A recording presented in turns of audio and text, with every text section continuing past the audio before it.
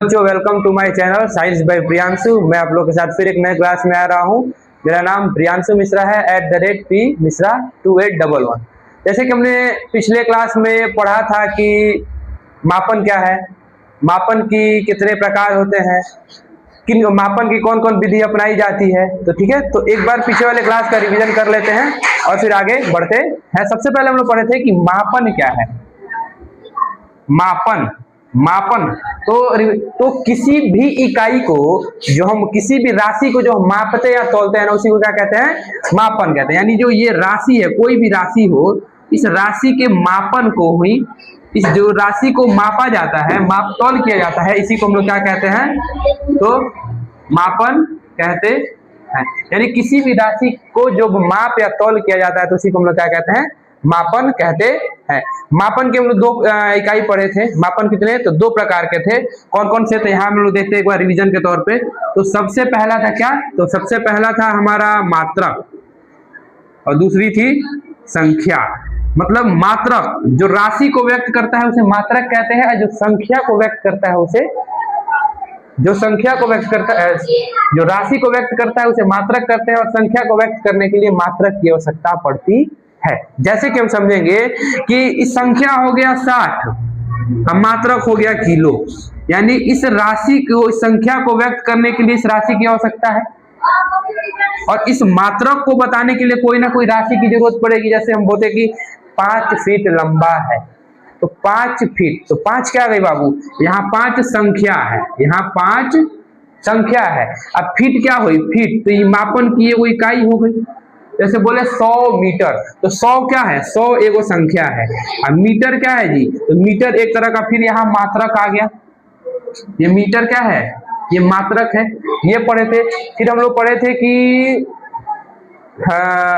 और मात्रक की और कौन कौन सी यूनिट होती है। तो मात्रक की हम लोग 3 यूनिट के बारे में पढ़े थे। एक थी FPS, एक थी CGS और एक थी MKS। तो सबसे पहले बात करते हैं कि CGS क्या होती है। सबसे पहले हम लोग देखते हैं कि CGS पद्धति क्या है। CGS कहने का मतलब कि सेंटीमीटर ग्राम सेकेंड पद्धति। दूसरा था MKS, यानी मीटर किलोग्राम सेकेंड। और तीसरा था क्या था जी, तीसरा था FPS यानी फुट पाउंड सेकेंड पद्धति। फुट पाउंड सेकेंड पद्धति क्या था जी, फुट पाउंड सेकेंड पद्धति। इसमें देखे थे कि इसमें और इसमें और इसमें दूरी का मात्रक क्या है जी, तो दूरी का मात्रक सेंटीमीटर है। इसमें दूरी का मात्रक क्या है, तो इसमें दूरी का मात्रक मीटर है। और इस पद्धति में दूरी का मात्रक क्या है, दूरी का मात्रक फुट है। क्या है, फुट है। ठीक उसी तरह हम दूसरा देखते हैं, तो इसमें द्रव्यमान का मात्रक यानी वजन का मात्रक क्या है, ग्राम है। ठीक, इसमें वजन का मात्रक क्या है, तो किलोग्राम है। क्या है, किलोग्राम है। और FPS पद्धति में वजन का मात्रक क्या है, तो पाउंड है। लेकिन एक यहाँ सिमिलर है कि तीनों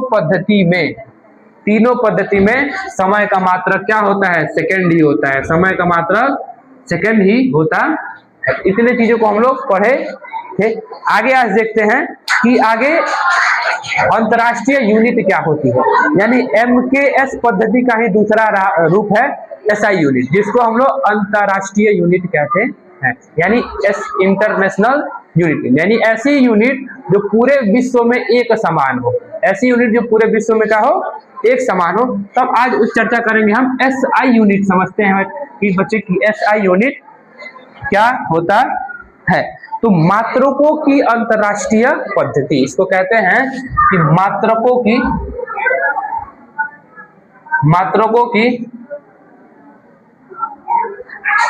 अंतरराष्ट्रीय पद्धति, मात्रकों की अंतरराष्ट्रीय पद्धति, जिसको हम लोग SI यूनिट के नाम से जानते हैं। तो हम कह सकते हैं कि अक्टूबर 1960 में पेरिस के निकट, कहा, कब, तो अक्टूबर 1960 में, कहा जी बाबू, तो पेरिस के निकट अक्टूबर 1960 में, जो हम अभी पढ़ रहे हैं कि मात्रकों की अंतर्राष्ट्रीय पद्धति, तो इसको हम कहेंगे कि सेवेर नामक स्थान पर 11वां तोलन मापन सम्मेलन हुआ। किस स्थान पे? तो सेवेर, सेवेर, ये वो सेवेर है, जगह का नाम है। सेवेर नामक स्थान पर 11वां मापन तोलन सम्मेलन हुआ। मापन तोलन सम्मेलन हुआ। इसी में मापन तोलन के बाद इसी मापन तोलन सम्मेलन महोत्सव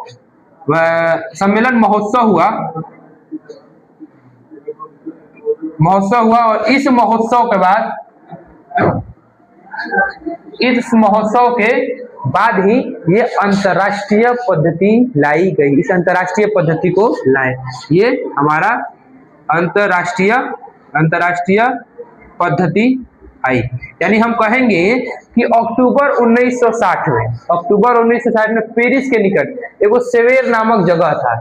इस सेवेर नामक स्थान पर 11वां मापन तोलन सम्मेलन किया गया, जहां माप तोल के बारे में चर्चा की गई। इस मापन तोलन सम्मेलन के बाद ही अंतरराष्ट्रीय पद्धति की शुरुआत की गई। ठीक है, अब हम बात करते हैं मानव उपसर्ग, स्टैंडर्ड प्रीफिक्स क्या होता है। मानव उपसर्ग क्या है? मानव उपसर्ग, यहां देखते हैं कि मानव उपसर्ग यानी स्टैंडर्ड प्रीफिक्स, मानव उपसर्ग को स्टैंडर्ड, हम ऐसा है कि आपको ये बहुत अच्छे से समझ में आ रही होगी। अगला हम बात करें मानव उपसर्ग क्या होता है, यानी स्टैंडर्ड प्रीफिक्स किसे हम लोग कहते हैं। तो भौतिक राशि को मात्रकों में व्यक्त किया जाता है, इसे संख्या माना जाता है तभी। जैसे देखो, हम कह सकते हैं कि भौतिक राशियों को, भौतिक जो राशियां हैं उनका कोई ना कोई मानक होता है। ठीक है, यहां हम देखते हैं, जैसे हम कह सकते हैं कि 1 इंच बराबर, अगर आपसे पूछा जाए कि 1 इंच बराबर कितना होता है, 1 इंच बराबर कितना होता है, तो अगर हम कहें कि 1 इंच बराबर 2.54 सेंटीमीटर होती है, यानी 1 इंच बराबर कितना सेंटीमीटर बाबू? तो 2.54 सेंटीमीटर होता है। अगला कहें कि, अब देखो, यही कहें कि 12 इंच बराबर कितना, तो 1 फीट कह सकते हैं। 1 फीट कह सकते हैं, क्या कह सकते हैं कि 12 इंच बराबर 1 फीट कह सकते हैं। अगर ये और कहे कि 1 मीटर, यानी अब फीट को यहां लाते हैं, तो 1 फीट बराबर क्या होता है जी? सॉरी, 3 फीट बराबर 1 मीटर होता है। क्या होता है? 3 फीट बराबर 1 मीटर होता है। और अगला देखिए, तो 1760 गज बराबर, गज कहने का मतलब कदम, स्टेप, जो कदम रखते हैं, तो 1760 गज बराबर होता है 1 मील। कितना होता है? 1 मील। और अगर हम चर्चा करें कि 1 मील बराबर कितना होता है, अगर हम बात करें तो 1 मील बराबर, यानी जो सेना की दौड़ होती है ना 1600 मीटर की, यानी 1 मील बराबर 1600 मीटर होता है। कितना होता है? 1600। ये हुआ हमारा कुछ स्टैंडर्ड प्रीफिक्स। बस रोको, बंद मत करना।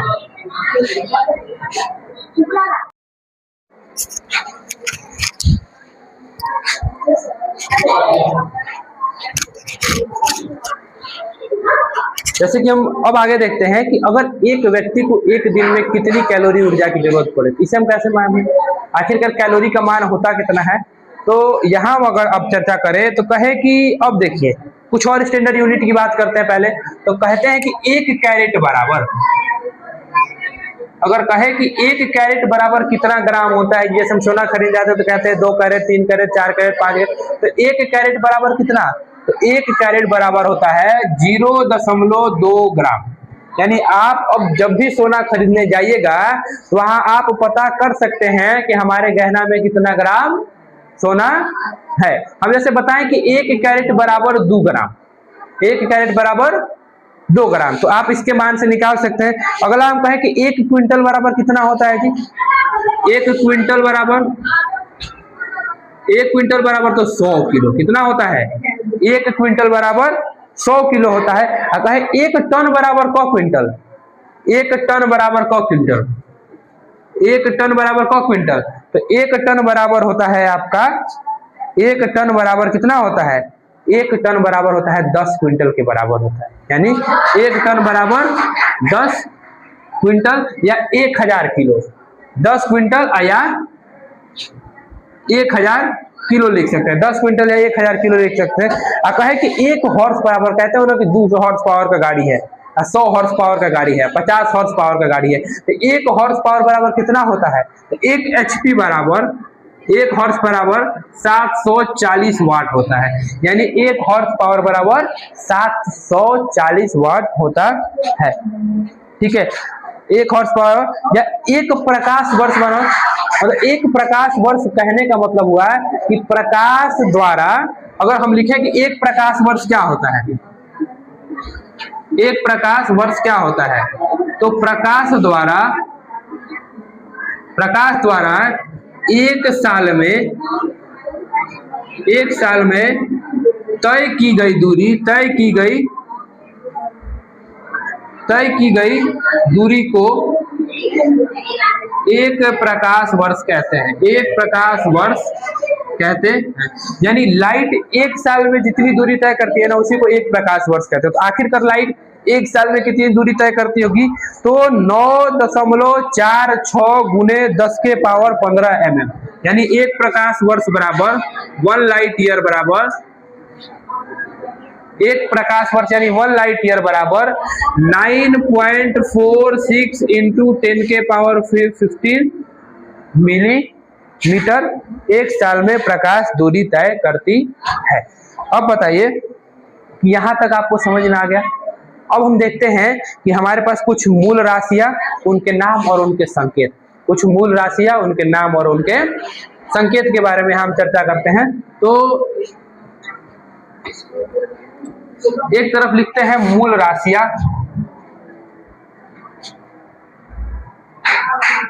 एक तरफ मूल राशियां, एक तरफ लिखते हैं उनके नाम और एक तरफ लिखते हैं उनके संकेत यानी सिंबल, यानी उनके सिंबल को यानी प्रतीक को लिखते हैं। ठीक है, सबसे पहले बात करते हैं हम लोग लंबाई की। किसकी बात करते हैं जी बाबू? लंबाई। लंबाई किसका मात्रक है जी? तो लंबाई का मात्रक होता है मीटर। और मीटर को किससे डिनोट करते हैं? तो मीटर को स्मॉल m से डिनोट करते हैं। किससे डिनोट करते हैं? यानी हम यहाँ देखें तो लंबाई को हम लोग स्मॉल m से डिनोट करते हैं। दूसरा आ गया हमारा द्रव्यमान। द्रव्यमान को हम लोग क्या कहते हैं? किलोग्राम। क्या कहते हैं? किलोग्राम कहते हैं। और किलोग्राम को संकेत होता है केजी। तीसरा आता है हमारा समय। क्या आता है? समय। और समय को हम किससे, इसका नाम क्या? तो सेकंड से, सेकंड। और सेकंड को किससे डिनोट करते हैं? तो एस से डिनोट करते हैं, स्मॉल एस से डिनोट करते हैं। अब आ जाती है बात विद्युत धारा की। विद्युत धारा की, जो हम लोग विद्युत का उपयोग करते हैं ना, इसी विद्युत, और इसको हम कहते हैं एम्पियर से मापते हैं। किसी का संकेत क्या है? एम्पियर है। क्या है जी? एम्पियर। एम्पियर, और जिसको डिनोट करते हैं हम ए से, बड़का ए से डिनोट करते हैं। ये आपको ध्यान रखना होगा कि स्मॉल ए का उपयोग कर रहे हैं कैपिटल ए का, क्योंकि स्मॉल ए का मान दूसरा होगा, कैपिटल ए का मान दूसरा हो जाएगा, स्मॉल एस का मान दूसरा हो जाएगा, कैपिटल एस का मान दूसरा हो जाएगा। ये आपको ध्यान रखना होगा। अब बात करते हैं उष्मा, गति और ताप का। उष्मा, गति एवं ताप का। यहां देखिए उष्मा गति, हीट की बात कर रहे हैं। किसकी बात कर रहे हैं? हीट की, यानी सेल्सियस, केल्विन। क्या होगा? इसका होता है केल्विन का, केल्विन। और केल्विन को किससे डिनोट करेंगे जी? अगर आपसे कहा जाए तो किससे होता है? तो के से, कैपिटल के से इसको डिनोट करते हैं। केल्विन को कैपिटल के से डिनोट करते हैं। अब देखो पदार्थ की मात्रा, अगला है हमारा पदार्थ की मात्रा। कितना पदार्थ हुआ? कितना है? इतना है कि इतना है कि इतना है? कितना है पदार्थ की मात्रा? ये पदार्थ की मात्रा को हम लोग मोल से डिनोट करते हैं। किससे? मोल से। ध्यान रखना बाबू, मोल से। छोटका एम, छोटका ओ और छोटका एल, मोल से डिनोट करते है। अगला आता है ज्योति तीव्रता, जिसमें प्रकाश की बात करते हैं, ऑप्टिक्स की बात करते हैं। इस ज्योति तीव्रता को हम लोग कैंडेला से डिनोट करते हैं। यहां लिखेंगे हम लोग ज्योति तीव्रता, और ज्योति तीव्रता को हम लोग कैंडेला से यानी छोटका सी और छोटका डी से डिनोट करते हैं, यानी CD से डिनोट करते हैं। अब आगे आता है क्षेत्रफल, एरिया, लंबाई हो चौड़ाई हो उसी को तो क्षेत्रफल कहते हैं। अगर हम कहें कि इसका क्षेत्रफल निकालिए तो E हो गया L और E हो गया बोर्डवा का ब्रेथ, तो कहिएगा ना लंबाई और चौड़ाई को गुना कर देंगे तो पूरा बोर्ड का क्षेत्रफल निकल गया है। यानी इसमें लंबाई भी निकाल रहे हैं, चौड़ाई भी निकाल रहे हैं, इसका हो जाएगा मीटर स्क्वायर। इसको अगर हम कहें कि क्षेत्रफल को किससे डिनोट करते हैं तो इसी क्षेत्रफल को हम डिनोट करते हैं मीटर स्क्वायर से। अगला आता है हमारा क्षेत्रफल, क्षेत्रफल को करते हैं हम लोग मीटर स्क्वायर से, M स्क्वायर इसको लिखते, इसको M स्क्वायर लिखते हैं। उसके बाद करते हैं वेग, वेग, वेग किसी वस्तु के परिवर्तन के दर को वेग कहते हैं। मान लो कोई वस्तु A से चलना प्रारंभ की, अब B तक पहुंची, तो A से चली तो कुछ दूरी तय की, अब B तक पहुंची तो कुछ समय भी तो लगा, इसी को तो वेग कहते हैं। मान लो कोई हम अपने घर से चलना चालू किए, स्कूल पहुंच गए पढ़ने के लिए, ट्यूशन पहुंच गए पढ़ने के लिए, तो अपने घर से चले या स्कूल ट्यूशन तक पहुंचे तो कुछ दूरी के साथ साथ कुछ समय भी लगा ना, इसी को कहते हैं मीटर प्रति सेकंड, यानी दूरी के साथ साथ समय। वेग को क्या कहेंगे जी, वेग। तो इसमें क्या हुआ, इसमें दूरी के साथ साथ क्या लगा, समय, यानी दूरी को यहाँ हम किसे तो मीटर कह सकते हैं। क्या कह सकते हैं तो मीटर पर सेकेंड, क्या होगा मीटर पर सेकेंड यूनिट होगा, इसको कहेंगे मीटर पर सेकेंड यूनिट, यानी दूरी के साथ कुछ समय भी लगा। अब बात करते हैं दाब, कहाँ लिखे जी, यही लिखते हैं दाब को, दाब। अब प्रेशर, प्रेशर कितना हवा भरिएगा, 40 हवा भर दीजिए हमारे गाड़ी में, फुटबॉल में हवा भरते हो, मोटरसाइकिल में कहते हो 40 हवा भर दीजिए, 50 हवा भर दीजिए। प्रेशर किसमें मापा जाता है, इसका संकेत क्या है तो प्रेशर का होता है पास्कल या न्यूटन, दोनों कह सकते हैं। इस दाब को या तो आप पास्कल लिखे या नहीं तो न्यूटन लिखे, क्योंकि दोनों बल की ही इकाई है। और इसको क्या लिख सकते हैं, या तो PA लिख सकते हैं नहीं तो न्यूटन लिख सकते हैं, PA नहीं तो newton meter square, newton meter square लिख सकते हैं। और सबसे आखिरी बचता है शक्ति, पावर, कहाँ लिखते हैं शक्ति, यहाँ लिखे शक्ति को सबसे ऊपर, क्योंकि शक्ति है तो सबसे शक्तिशाली है, इसको शक्ति लिखते हैं। तो शक्ति को वाट में मापा जाता है, किसमें वाट, कितना वाट वोल्टेज आ रहा है तो 200 वाट, 300 वाट, 400 वाट, शक्ति को किसमें नापे वाट से, और इसको कैपिटल W से डिनोट किया जाता है। उम्मीद होगा कि आपको खूब अच्छे से चैप्टर समझ में आई होगी। ये आपका चैप्टर यहाँ समाप्त होता है। अगला चैप्टर हम लोग केमिस्ट्री का देखेंगे, पहला कि हमारे परिवेश के पदार्थ, पहले एक चैप्टर हम फिजिक्स की, एक चैप्टर केमिस्ट्री को और एक चैप्टर बायोलॉजी के ऐसे लेते हुए पूरे सिलेबस को कवर करेंगे। धन्यवाद।